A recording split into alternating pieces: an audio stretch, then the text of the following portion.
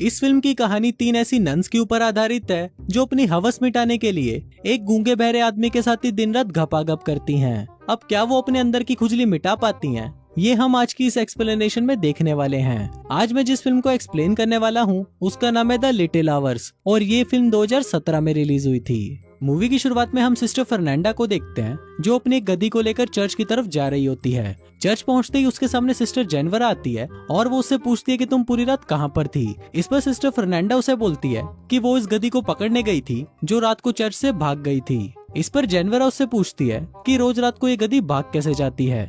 अब वो दोनों आपस में बातें कर ही रहे होते हैं, तभी वहाँ पर एक माली लुड़को आता है और उन्हें गुड मॉर्निंग बोलता है, पर वो दोनों सिस्टर्स लुड़को को गंदी गंदी गालियां देकर वहाँ से भगा देती हैं। इसके बाद हम सिस्टर अलेक्जेंड्रा को देखते हैं जो चुपचाप अपने रूम में बैठी होती है। दरअसल सिस्टर अलेक्जेंड्रा का अब इस चर्च में बिल्कुल भी मन नहीं लगता था और वो अब शादी करके एक नॉर्मल लाइफ जीना चाहती थी। अगले दिन अलेक्जेंड्रा के पापा उससे मिलने आते हैं। वो उसे बताते हैं कि उसके लिए कोई भी लड़का मिल नहीं रहा क्योंकि लड़के वाले बहुत ज्यादा दहेज मांग रहे हैं। इस पर अलेक्जेंड्रा उन्हें बोलती है कि अगर वो चर्च में डोनेशन देना कुछ कम कर दे तो दहेज के पैसों का इंतजाम हो सकता है, पर उसके पापा इसके लिए उसे मना कर देते हैं। फिर अगले दिन तीनों सिस्टर्स बुने हुए कपड़ों को लेकर कहीं जा रही थी, तभी वहाँ उन्हें वही हरामी माली लुड़को दिखाई देता है जो उन्हें अपनी हवस भरी नजरों से घूरने लगता है। वो तीनों सिस्टर्स भी लुड़को को ऐसा करते हुए देख लेती हैं और फिर वो उसे माँ बहन की गंदी गंदी गालियां देकर वहीं पर ही पीटना शुरू कर देती हैं। दूसरी तरफ हम फादर टोमासो को देखते हैं जो सिस्टर्स के बुने हुए कपड़ों को मार्केट में बेचने जा रहा होता है। तभी रास्ते में उसकी मुलाकात लुड़को से होती है जो उसे बताता है कि अब वो उस चर्च में काम नहीं करेगा क्योंकि उन तीनों सिस्टर्स ने उसे बहुत मारा और उसे गंदी गंदी गालियां भी दी। इस पर फादर टोमासो उससे रिक्वेस्ट करता है कि तुम प्लीज मत जाओ और आगे से ऐसा नहीं होगा, पर लुड़को उनकी कोई भी बात नहीं सुनता और वहाँ से चला जाता है। इसके बाद हम लॉर्ड ब्रूनो को देखते हैं जो अपनी वाइफ चूची बाई के साथ बैठकर डिनर कर रहा होता है। वो अपनी वाइफ को अपनी जीती हुई जंग की कहानियां बता रहा था, पर चूची बाई का ध्यान तो अपने ही पास में खड़े हुए नौकर ठोकुमल पर था। रात को चूची बाई और ठोकुमल पलंग तोड़ घपाघप करते हैं और घपाघप करने के बाद चूची बाई उसे बताती है कि ब्रूनो तो किसी भी काम का नहीं है क्योंकि उसका छोटा चेतन तो खड़ा ही नहीं हो पाता। अब वो दोनों अपनी ये बातें कर ही रहे होते हैं कि तभी वहाँ पर लॉर्ड ब्रूनो आ जाता है। अब इससे पहले कि वो ये देख पाता कि उसकी वाइफ के तबले कौन बजा रहा था, उससे पहले ही ठोकुमल वहाँ से कुत्ते की तरह भाग जाता है। फिर लॉर्ड ब्रूनो उसका पीछा करते हुए नौकरों के कमरे में आ जाता है जहाँ पर ठोकुमल सोने का नाटक करने लगता है। लॉर्ड ब्रूनो सभी नौकरों की छाती पर हाथ रख के चेक करता है कि कौन अभी भाग कर आया है। तभी वो ठोकुमल की छाती पर हाथ रखता है और उसे पता चल जाता है कि ये साला नीच वही है जो उसकी वाइफ का गेम बजा कर आया है। अब अंधेरा ज्यादा होने की वजह से लॉर्ड ब्रूनो उसकी शक्ल देख नहीं पा रहा था, इसलिए वो ठोकुमल की चोटी काट देता है और बोलता है कि सुबह होते ही उसे पता चल जाएगा।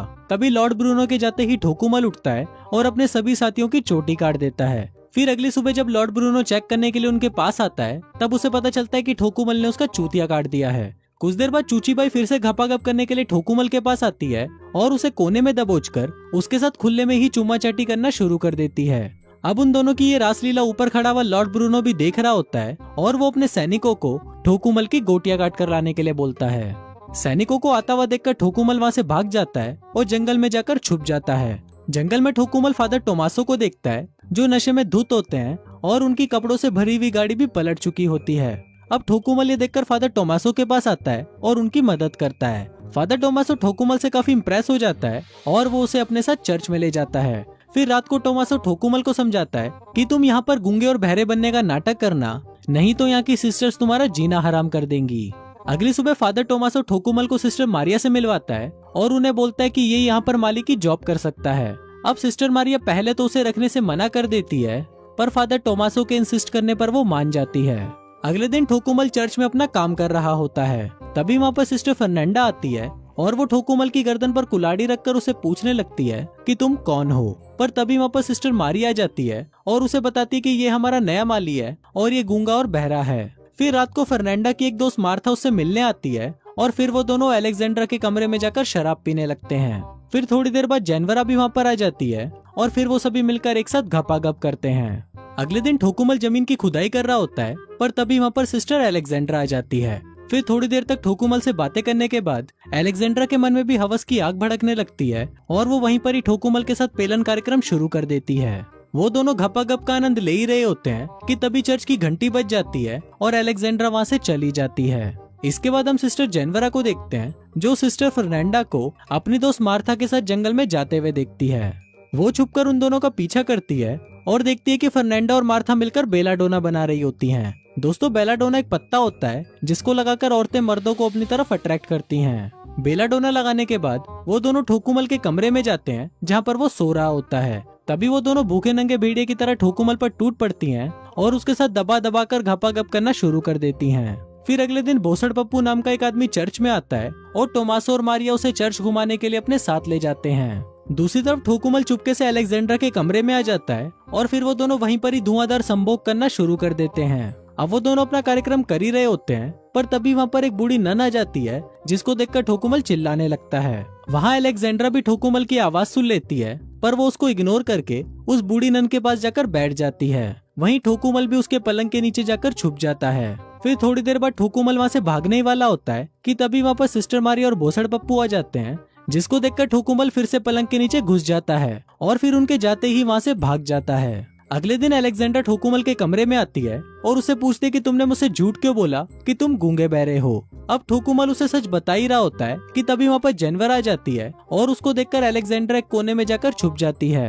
फिर जेनवर कमरे के अंदर आती है और वो ठोकुमल के ऊपर चढ़कर उसके साथ पेलन कार्यक्रम करना शुरू कर देती है, पर तभी उसे फर्नांडा की आवाज सुनाई देती है और फिर वो भी भागकर उसी कोने में जाकर छुप जाती है जहाँ पर अलेक्जेंडर बैठी हुई थी और वो दोनों ही एक दूसरे को देखकर चौंक जाते हैं। फिर कमरे के अंदर फर्नांडा आती है और वो ठोकुमल को किडनैप करके अपने साथ जंगल में ले जाती है। तभी अलेक्जेंड्रा और जेनवरा भी उन दोनों का पीछा करने लगती हैं और वो देखती हैं कि जंगल के बीचों बीच चुड़ैलों का नंगा नाच चल रहा है और ठोकुमल को उसने पास में ही बांधा हुआ है। अब ये देखकर अलेक्जेंड्रा और जेनवरा समझ जाती हैं कि ये सभी नंगी औरतें ठोकुमल की बलि देने वाली हैं। फिर फर्नांडा जैसे ही ठोकुमल को मारने वाली होती है तभी वहाँ पर जेनवर आ जाती है और उसे ऐसा करने से रोक लेती है। फिर ठोकुमल भी उनको अपनी सच्चाई बता देता है कि वो गूंगा बहरा नहीं है। इसके बाद जेनवरा भागते हुए चर्च जाती है और चिल्ला चिल्ला कर सबको बाहर बुला लेती है।